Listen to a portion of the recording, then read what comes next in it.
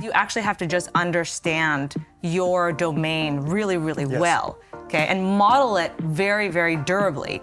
I don't want to call it eureka, but it feels like a Neo in a Matrix moment where you just sort of see the entire problem for what it is, right? Like it's like suddenly it's all code. You can't win it by developer ergonomics alone, then you can very quickly lose it if you don't pay attention to that. When people say, oh, we can build it this way, it works, but something about that feels wrong. No, it doesn't fit into the sentence at all. But now we're trying to come back from gushing neck wound. Context has been Shopify's internal podcast for over 10 years, and now we're bringing it to you. It's where leaders across our business talk about what they're building, why it matters for commerce, and how it helps merchants, partners, and the ecosystem. Hey everyone, welcome to Context. I'm here with Vanessa, who's Vanessa? Brand new to Shopify. Brand new to Shopify. First day. Hello, everyone. This is the onboarding. Yeah, for sure. In fact, very much not so. And we even have done a previous Context episode together. So thank you for coming back. Very different I've been waiting situation. for you to message me to come back for 4 years. Okay, so like already I've disappointed. Perfect. This took no time. I aspire to be the Asian mom that was missing in your life. You said it. Okay. Perfect. Okay, so last time we chatted about metafields. We chatted about meta objects and these kind of things. The most abstract of our abstract conversations we got ourselves in because we've been working for a very long time on product together.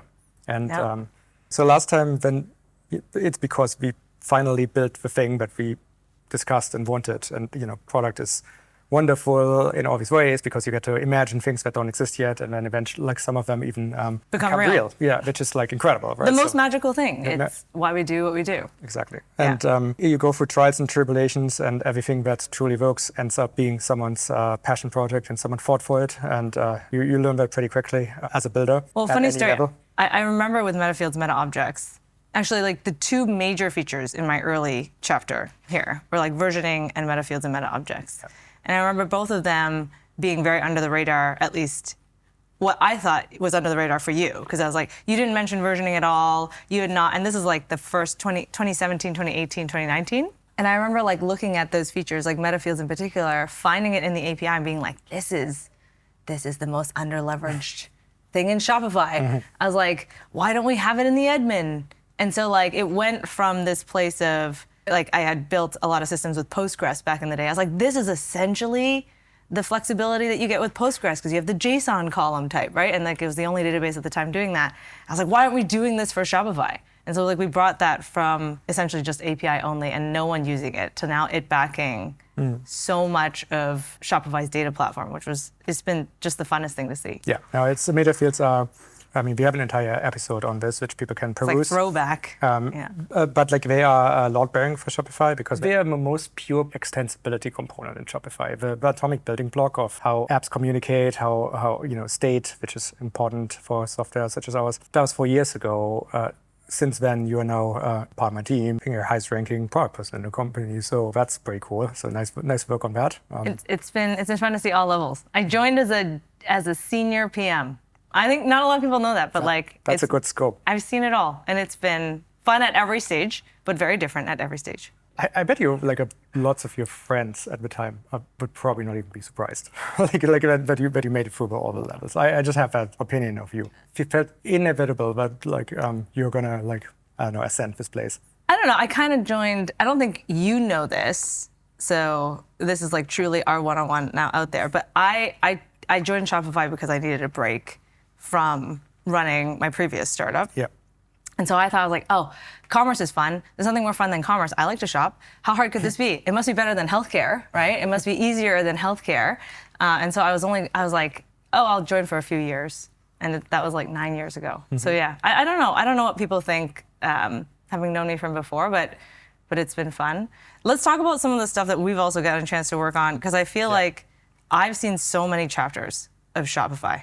When I first joined, I was like the technical PM who joined to build our platform with JML at the time and a bunch of other folks. And since then, we are now not only like a platform, but we're moving into like yet another chapter of Shopify. Yeah. I feel like it's changed.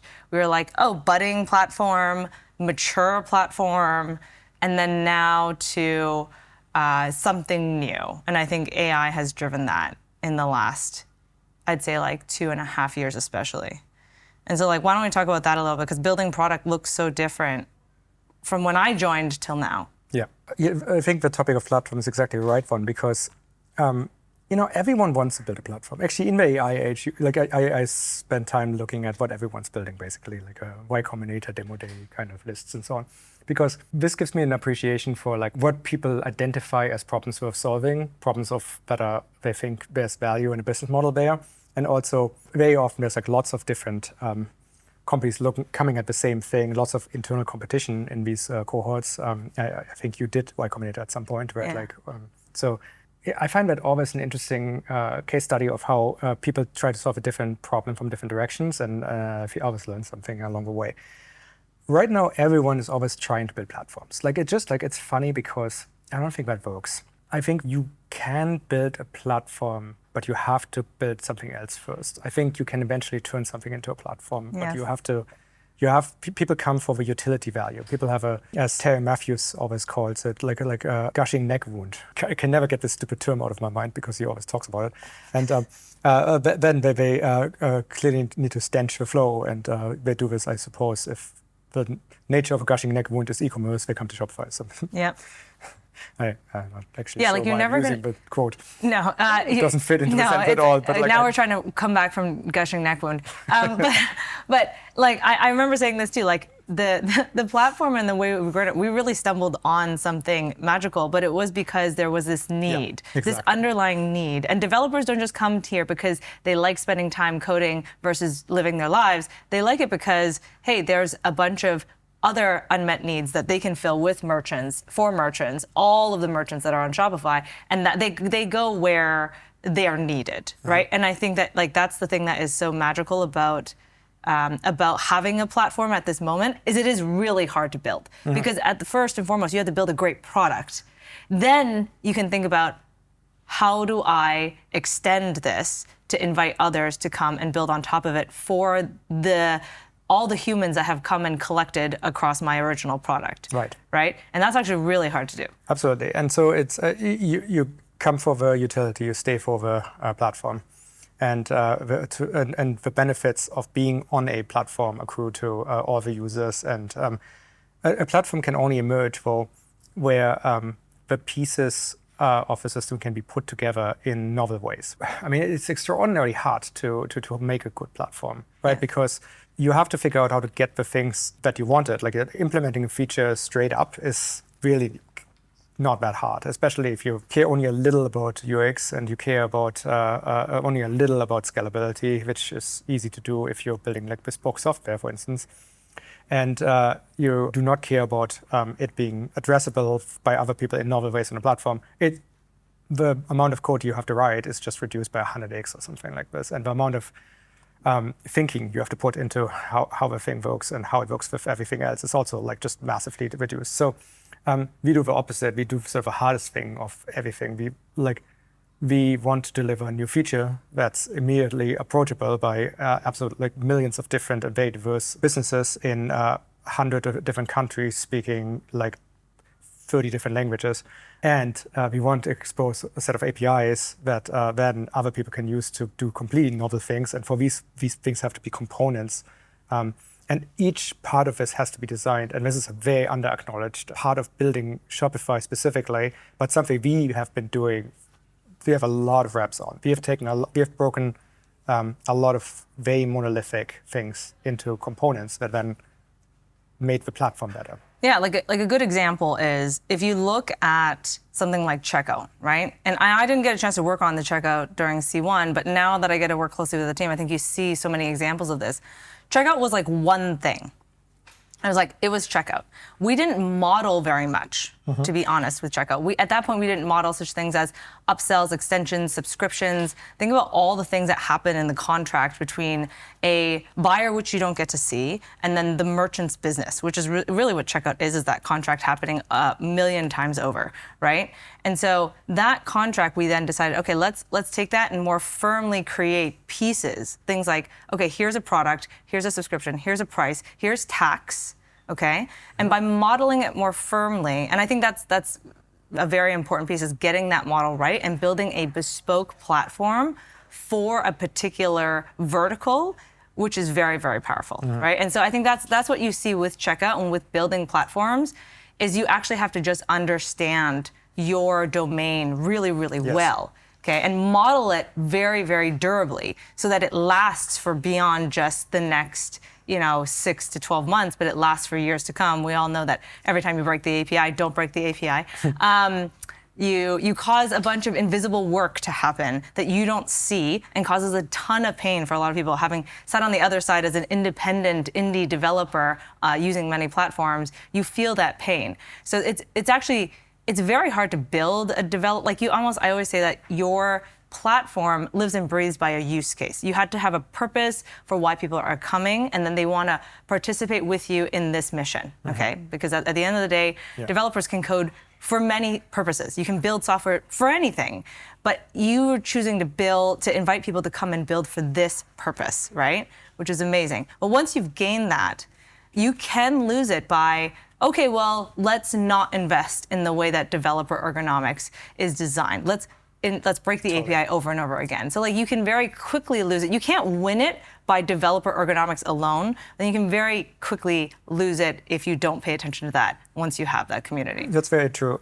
The developer tools, the tooling, the experience of installing it, to invoking it, to creating a template, to then working the template, to writing code against the APIs, figuring out what APIs exist and how this all works, is also UX. It's UX delivered to developers who are very busy people, and they want their tooling to be just so, because this is an invitation.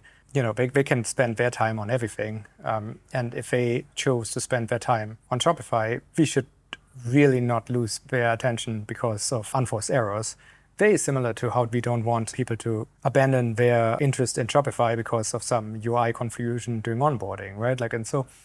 This is a really, really important point. The net amount of busy work we are pumping into the ecosystem will not really come back at us directly. It will come back at us in the absence of killer applications that never got developed because someone just walked away. There was various points of time where I think our developer tools were probably a good deal under the level of quality that we wanted. There's a famous case of where there definitely was a Tobi tornado. These things are. I do love when Tobi talks about Tobi tornadoes. Yeah. I might as well have rolled with it. This was definitely one because I think our Python bindings were doing HTTP remote calls upon including the file, which is just broke literally every sane contract or assumption anyone ever had on how an API behaves and how a library behaves. So there was just real exposed skills issues coming from we communicate for code too, right? So then we're okay, if we are the types of company that ships libraries at that state, let's look at everything top to bottom and see what else are we, what other insane things are we doing. And it turns out, obviously there's lots of areas which were doing well, but some weren't, and actually the unevenness of the entire experience is actually a problem too. So, all this to say, this has all been cleaned up by Eitan and the teams, and after a lot of hard work. Lots of hard work, and so that's good. We have we can talk about online stores and online store editors, but I think the more important thing is just with how Shopify is to really learn deeply about how a problem domain works. Sometimes we have to. We talk with our customers, we build something that is our best rendition of it, and then iterate from there. This is the loop I always talk about. And then at some point, ascending this loop, something happens, which is this, some people would describe it as penny drop moment, but that's usually used too early in the thing. There's I don't want to call it eureka, but it feels like a Neo in a Matrix moment where you just sort of see the entire problem for what it is, right? Suddenly it's all code. and you can bend physics. Yeah. Like there's just like a level where at some point teams get into, I understand what set of problems can be solved, all with the same primitive, and then we go and put this all together in such a way that it solves not just problem now, but actually in the future, it actually itself spawns an entire new area of like the App Store or I know you know what I'm talking about. Yes. Okay. I'm trying to find like the best example because I know that moment like time and time again. I think functions is one. Functions is a good one that has grown. I think the new Polaris is one. I think even the shop web components is one. Like, I mean, maybe they're not the ideal examples for this. Like, functions, unfortunately, is so abstract that we would have to spend a lot of time explaining it for people to appreciate why they are such a incredibly inspired solution for the problem set. Yeah, but the practice really is easy to explain, right? You go into a particular problem, and I think this is the thing that sometimes I struggle to articulate to PMs who aren't technical, right? And to be honest, our PM team now is probably one of the most technical PM teams. I was the first technical PM, although there were other technical PMs. I don't know why people gave me that thing. Well, are you a PM or an engineer back then? I mean, I don't know. Anyway. I mean, I think back then maybe I can't we had earned our stripes to be like our weird PM selves. But right.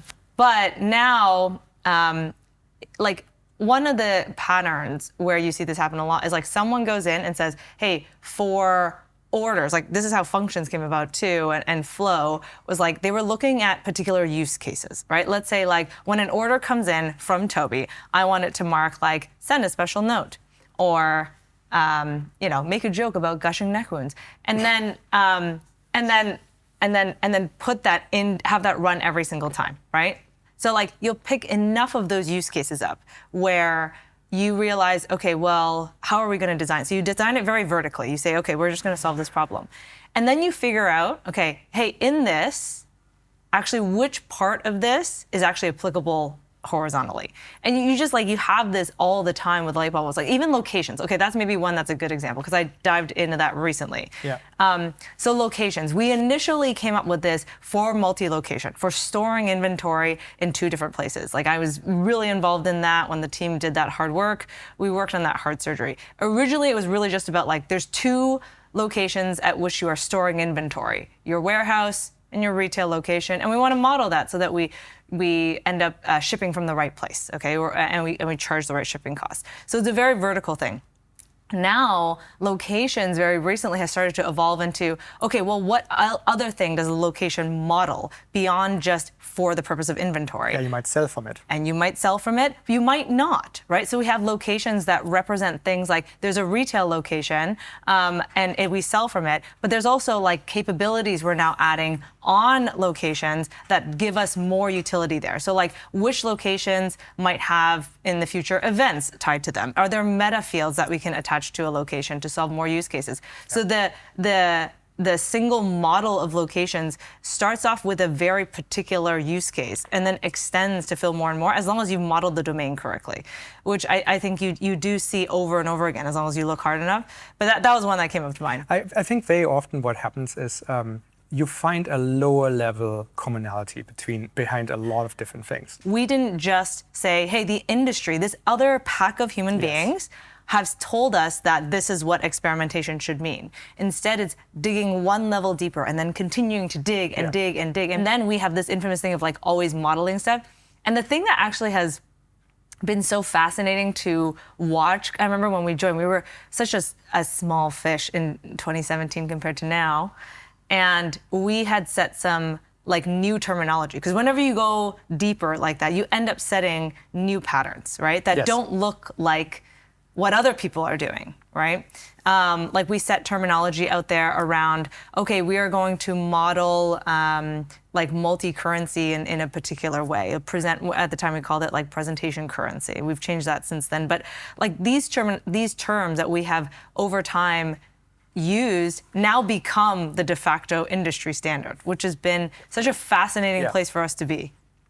Best example of this is variance. Like variance the retail industry writ large is calling variants because I in 2004 didn't know the term SKUs.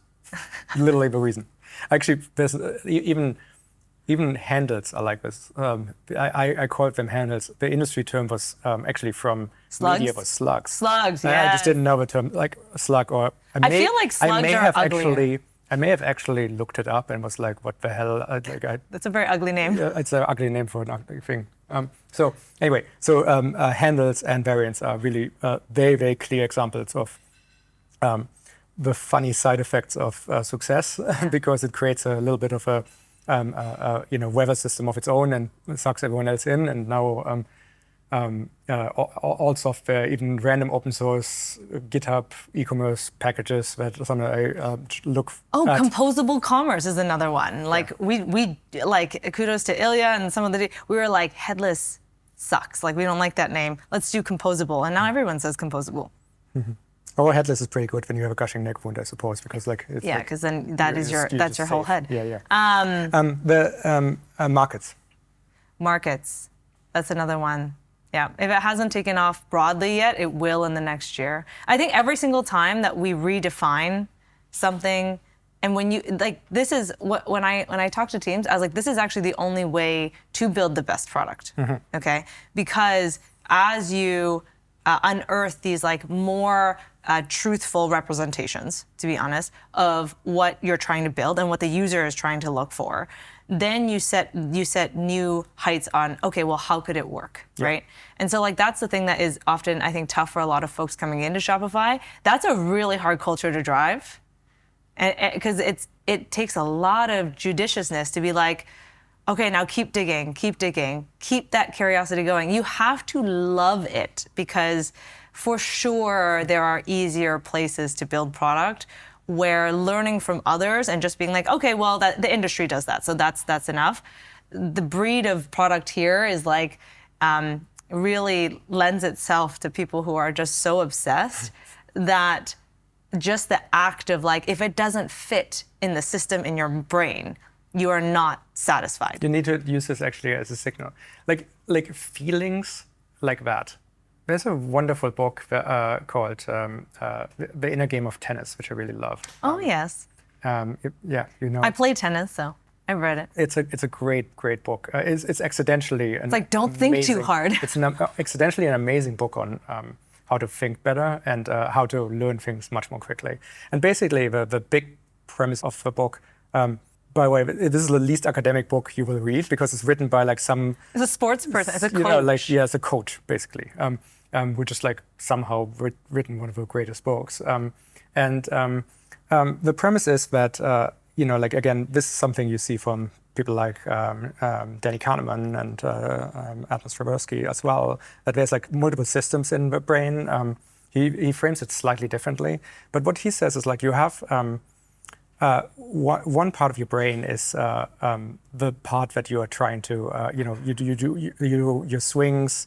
It will learn. It's going to learn the muscle memory, and it's part of a visual system. And the key to it is it doesn't understand language.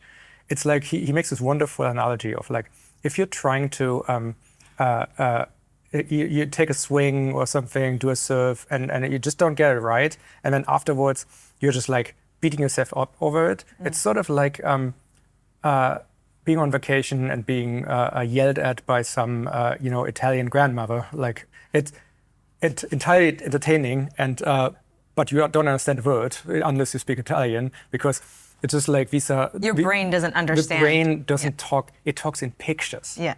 If you want your reasoning brain just chiding the rest of your body with language, you're not speaking the right language. You need to actually visualize what it looks like to do a serve, and then do the serve, and that is now you're communicating. So I worry that people don't appreciate this enough, because the other direction exists as well. The only way these two systems can talk to each other is pictures or feelings. That's the other direction. So when people say, oh, we can build it this way, it works, but something about that feels wrong. You're using, we fall back, for lack of better terminology, onto the language of aesthetics and feelings. because we are sort of uneasy with like there being a really large part of our brain that we have trained to with intuition on something that's very important for us in our lives to chime in and tell us that there's a problem. If you talk with like grandmaster chess players, they acknowledge this much more. They talk about language of beauty all the time. It's like they like you're talking with like the computers evaluate tens of millions of positions. The grandmasters don't. They just only like this looked appealing, so I calculate the line. This is I just knew there was nothing in this direction because no line in this direction would be beautiful. Like they actually use this. They have learned to push their neurovisual cortex into being a parallel computer calculating for them moves of the board. But the only way it can send anything back is through aesthetics. And so I think it's incredibly important to actually understand that like intuition, what we call intuition, sometimes communicated by aesthetics and feelings, is our entire life's experience rolled out for us in the moment, coming to bear to help us making a decision. Often if you then go back and really think through or calculate the line, in other words, you'll figure out why it would have been bad to do it. It's usually you're missing a trade-off of some kind, or there's just like an adjacent thing you could do that helps with the next and the next and the next project, or doesn't require you to break the API, or any of these kind of things. Yeah, there's really two things also, because intuition is one thing, but it requires two things to be super good at it. One is the courage to follow it. Okay, that actually isn't said enough. Is it actually does take tremendous courage to say it's right before this thing is supposed to ship. Everyone's telling me to ship it. It doesn't feel right. So the courage to be able to like actually admit that there is a niggling feeling that something isn't correct, even when it's uncomfortable. And then two, the ability to unearth and decode your intuition. Yeah. And both of these things we are never taught. Yes, that's right. Well, because it doesn't make sense to teach people, especially, like I think the worst case you can do is teach a young person to trust their intuition, because their intuition sucks. When they're teenagers, just like your world model is completely incorrect, right? Like, I mean, or you just see. I feel like I should jump off this car. Yeah. No, I mean, you can see lots of confirmation by what people protest for, right? Like they're all going to be embarrassed by that, whatever it is, in the future. So the world is much more nuanced and complex than everyone's pretending. So but at some point you can be on the other side. Like if you have put in the reps, and then you should trust your intuition, but you have to discover it yourself. It's true, and it requires courage, because very often your ability to know that something is wrong will be speed running your ability to explain why you think that. Yes. And that is very, very much coded in minds of most people as arbitrariness, and it really isn't. It's actually an enormous accelerant for making good decisions, as long as it's actually an area that you have built the correct intuition for. So a lot of, I think, building a great career is about cultivating this kind of intuition, and then developing the courage to trust these judgments, and then going back and backfilling if pushed. Yeah. It's something that I've learned over and over again, is like nothing matters. The satisfaction that you get when you either follow an intuition and gain more information and rectify whatever feeling that you had, or you saw it through and it turned out that your intuition changed the trajectory of something for the better, and that high that you get from that, there will be no other feeling. Yeah, I agree. It's I mean, it's so satisfying to make significant contributions to a thing that like is impossible for a single person to create, right? Like it's like things that only teams can build when coordinating, and being part of that is just like, I think it's the greatest. It's so hard to do, but we're getting pretty good at it. We're pretty good at this coordination, which I'm really, really proud of. Like I have to. I so often my job is like, your job is probably like this too. It's like we tend to be called in when something isn't working. And it's really easy to get the wrong read from this. This is why I like the product reviews, because we look at everything, and there's so much that's actually going well. And like I actually feel like half the time I have to really tell teams, I was like, please bring me in when something isn't working. They want to bring things to me when things are working. Yeah. Shopify itself has very much an Asian parent mentality. Like it's it's like what happened to the 98%, what happened to the last 2%. Yeah, for sure. We're never satisfied. Never satisfied. But I think that there's also like, as I teach PMs this a lot, especially folks who have other more junior PMs underneath them, is like there are millions of intangible ways that you can change the dynamic of a particular meeting. And this sounds so tactical because like meetings, like, oh my God, like who cares? But like, if you're a PM and you got your team together for a meeting, that meeting is valuable because it's expensive. So let's make the most use out of it. So like little tactics like, okay, how do you shift into collaboration mode so that those who have a lower courage bar for bringing up when something isn't working is welcome to say it. Because I think that that's a really tough place to be. Most organizations don't pay enough attention to this, and therefore they don't leverage all the humans in the organization to their full potential. But like, I'll do little things like I'm famous for like, all right, like I see you have the Figma, give me the link. I will present back to you what your Figma is, and you'll watch me struggle through it. And it just shifts the dynamic of the room a little bit so that it's like, no, you're not presenting to me. This is not meant to be perfect. Yeah. Because otherwise you're like, obviously the people who made the Figma will know exactly how it works, right? Like it's all we're establishing is that experts can use it, which is never the goal of anything we're building. No, and it also invites a ton more collaboration, right? Now it becomes, you are not presenting to me.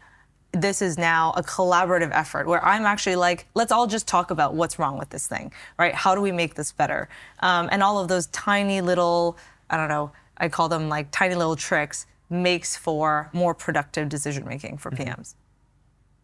Very good.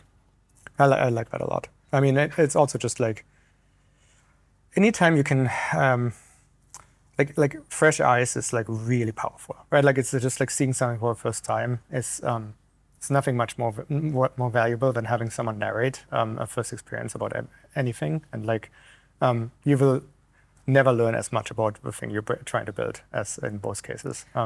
Well, actually, this is like something that me and you talked about, and I've talked about it in smaller forums, but it's like building a product requires editors and writers, okay? And no one talks about this because the equivalent of an editor and a writer is not, in today's organizations, is not a mutual respect. But when you're writing a book, it is a mutual respect for each role. Yeah. Usually editors in organizations are folks like Tobi, sometimes myself, sometimes, ex people who are seen as stakeholders, but they play a very necessary role, right? And so like, as stakeholders, we have to appreciate how difficult it is to be a writer in the room and to have a blank page. Yeah. But also, as the writer, you have to appreciate and welcome the feedback from the editors, right? And only great products come when those two roles exist. 100%. Completely agree with that. And I think it's important to say, like, in the end, it's the writer's name on a book, right? Like, it's not the editor's on a book. And I think this is, like, I think the medium of books is as good as it is due to this arrangement, right? Like, there is a, it's important. This is what the entire, our mastery system is about. Like, it's the craft people are the ones who get their name in the limelight right now and are doing, frankly, they're doing most of the work, and it's right like this. So many in tech, a lot of times this is wrong. This is not going the right direction in my mind. However, the writers, the programmers, the designers, some of the PMs on the projects really also just need to, like, there needs to be appreciation for the editing, because there is just a perspective. Like, it's really, like, every problem is solvable locally, but you might gum up the entire system very, very quickly if you solve every problem locally. Shopify is a big system, and very often we need to say, well, yes, this is a valid solution, but there are 10 different ways. Like, we were in a review today, which was where we discussed a new way by which orders can be created,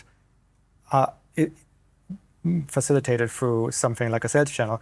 Well, are we going to give statistics for how many orders were facilitated in the sales channel app, or are we going to insert those things as orders into Shopify? And then when the answer to that is no, that's not the plan right now, why not? And it turns out, like, at least we don't know yet, this was today, but very likely that means there's something about orders that is like, there's a new hill to climb on orders. Harder than it should be. Yep. And so solving the problem, it's not about solving a problem, it's about how are you solving the problem? Because the decision of how to do this has unbelievable consequences, like that we don't need to go into. But like this is not a small decision where one of them is actually it is. It feels from the team's perspective as a small decision where one of the two solutions is significantly more annoying, because now you have to like commit code to core or liaison with a checkout or order team, which is just more toil. However, only from the perspective of a team working on the problem right now in the local context does this look like a minor change. Shopify 10 years from now is a completely different product because of this decision, right? Like utterly different because of... and this 10-degree difference. Yeah, exactly. So this editing can only be done like for people who are specifically have to spend their time roaming across the entire problem space of Shopify and understand all the pieces and all the trade-offs, because there's never a perfect solution for anything. There's only the best set of trade-offs which we are trying to find. Yeah, and I think that like when I coach folks who are now coming into more senior PM positions, even for PMs on the team, you are playing a local editor, right? You can see the millions of decisions that your engineering team is making, that your UX team is making, and because you have fresh eyes and you're not down that rabbit hole, you can play that role at that micro level, and that just gets bigger and bigger and bigger. But I think that is also something that we have to teach more of as folks come into Shopify, is that like these, in life, society teaches us a lot that to build a product, to have these reviews, for example, that it's a pass or fail. So they prepare. Yeah. They prepare so much, and they want to make sure they like nail it. And they're like looking for, I don't know, that like, oh, amazing work. I didn't think about that. Like go forth and then maybe you'll become I don't know, like a VP, like I don't know, whatever external title, whatever society has told you want to do. The challenging thing is actually unlearning that and then being like, no, the editor's role is to provide you information to make better decisions. Yeah. And when you rethink like of your stakeholder meetings or whatever X meetings that way, you change the trajectory of how your team anticipates feedback, what's the ceiling that you can actually achieve in terms of your product, and it just changes the whole dynamic of being a PM. Yeah, totally, completely agree. I think that's a great place to wrap it. I think perfect ending. 10 of 10. Amazing. I would need a different ending. Could be better. We could, yeah. Like could be better. 1 out of 10. Maybe like ending. I give it a 6 out of 10, let's improve. Yes. Clearly we need to be loopy here and find some rapid improvement loops. A+, but how did you get A++? Yeah. Exactly. Well, Vanessa, thanks for joining, and that's context for you.